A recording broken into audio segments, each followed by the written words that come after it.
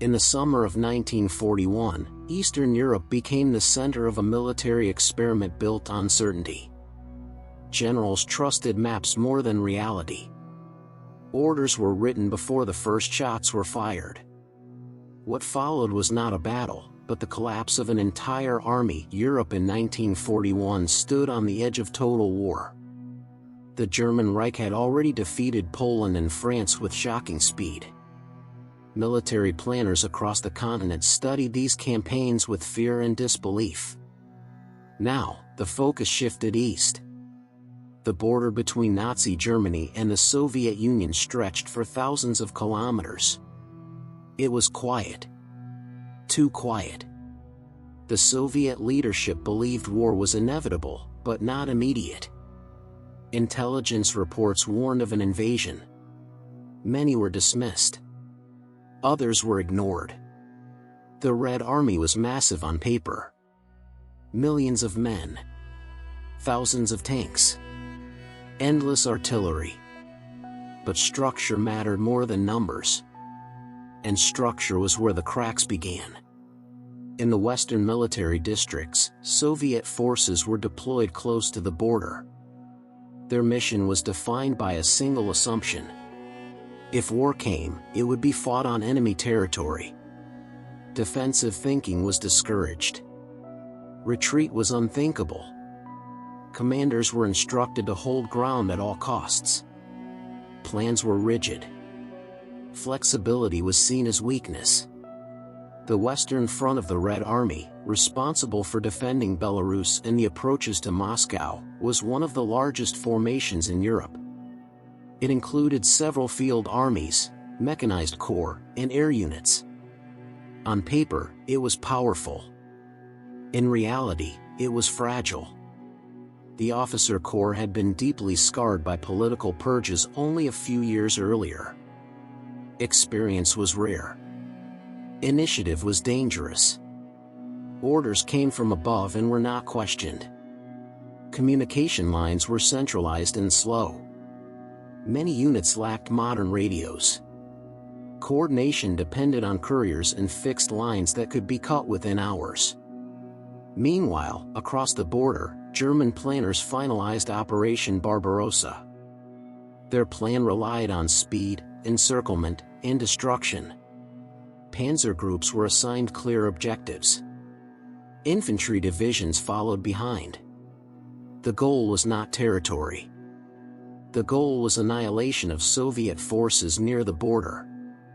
On June 22, 1941, the plan was activated. Airfields were bombed before dawn. Command centers were hit.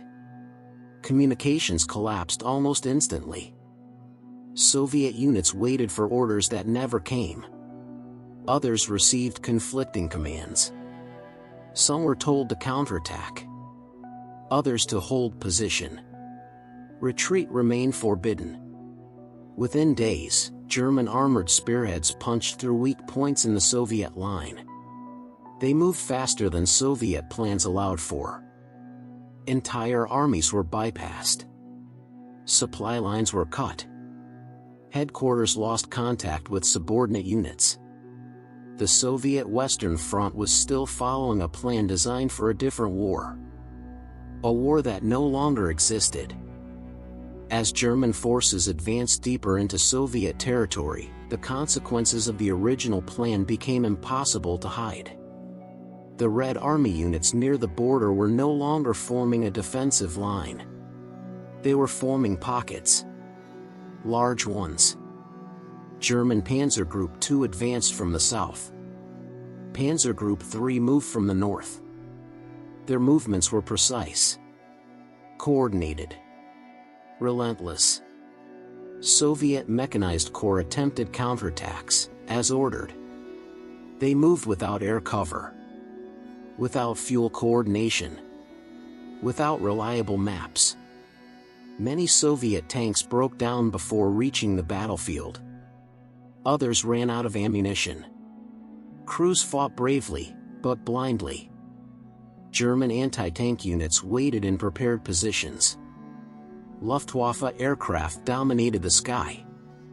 Soviet aircraft were destroyed on the ground or shot down in disorganized sorties. Commanders at the front reported disaster. Requests for withdrawal were sent to Moscow. The responses were slow, often negative. Holding ground remained the priority. The plan still existed. Reality was secondary. By the end of June, German forces had closed the encirclement near Minsk. Hundreds of thousands of Soviet soldiers were trapped. Entire armies were surrounded. Supply columns were destroyed. Food ran out.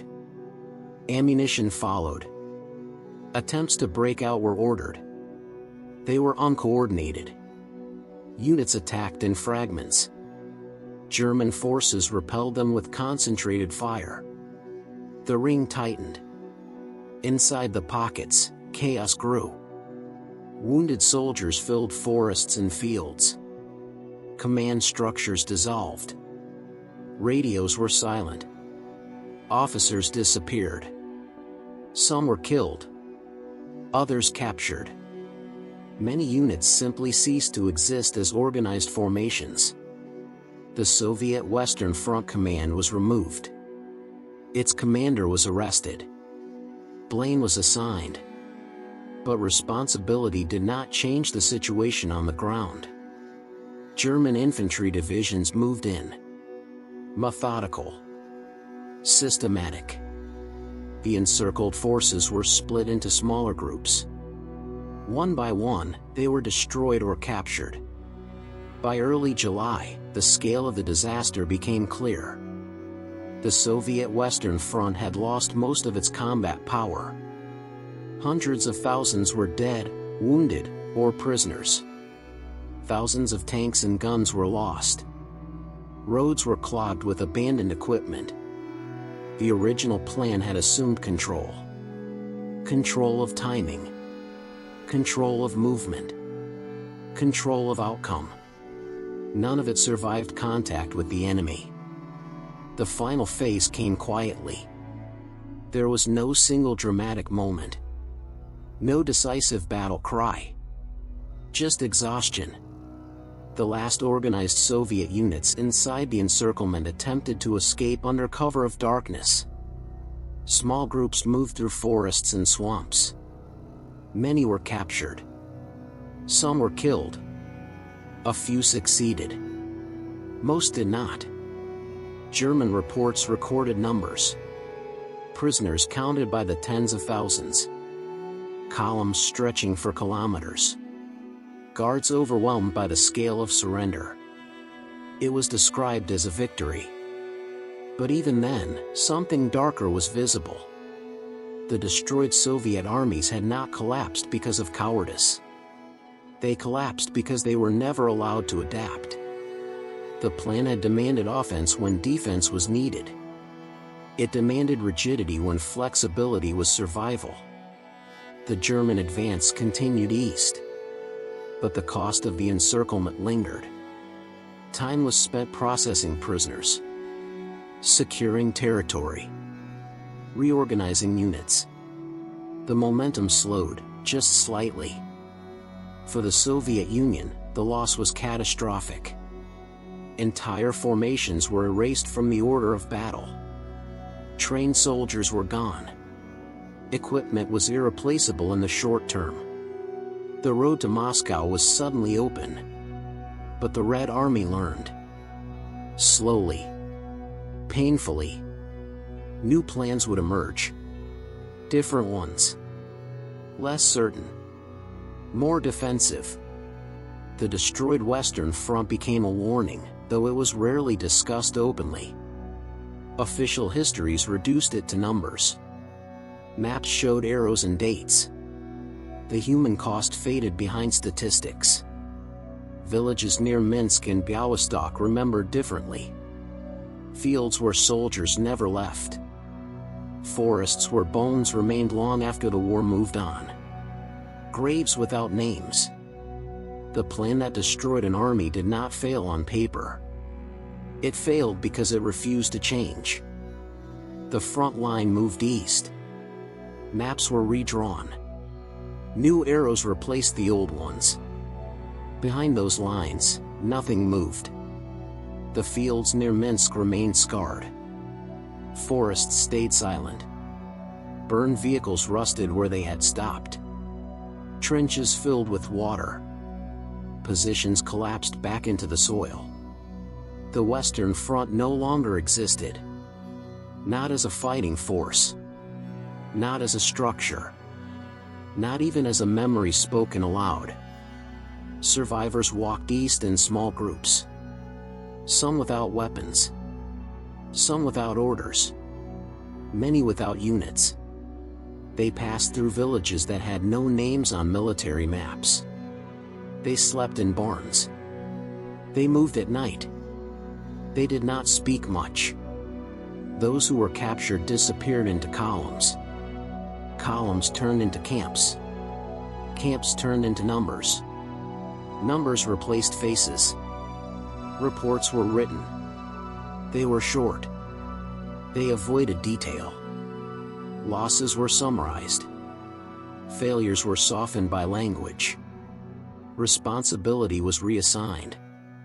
Commanders vanished from records. Some were arrested. Some were executed. Some were simply erased.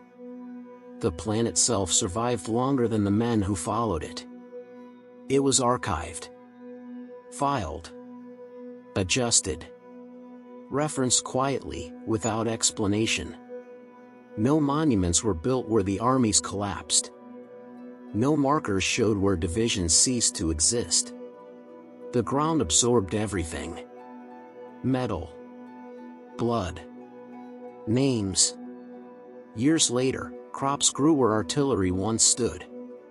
Children walked paths cut by retreating soldiers. Villagers found helmets in the soil after rain. They stopped asking where they came from. Official histories moved forward. They focused on later victories. On recovered ground. On momentum regained. The destruction of the Western Front became a paragraph. Sometimes a footnote. Often nothing at all. The men who vanished there did not leave letters behind. Most of their documents were lost in encirclements. Many families never received confirmation. Only silence. Silence filled the space where answers should have been. The plan that destroyed an army was never officially named as such. It was described as miscalculation. As surprise. As temporary failure. But for those who were there, it was final. The war continued. It demanded new armies. New plans. New sacrifices. This one was already gone. What remained were empty formations on paper. Broken commands. And land that remembered, even when people did not. The story faded because it did not fit victory. It did not fit recovery. It did not fit the future that followed. So it stayed behind. Buried under progress. Covered by time.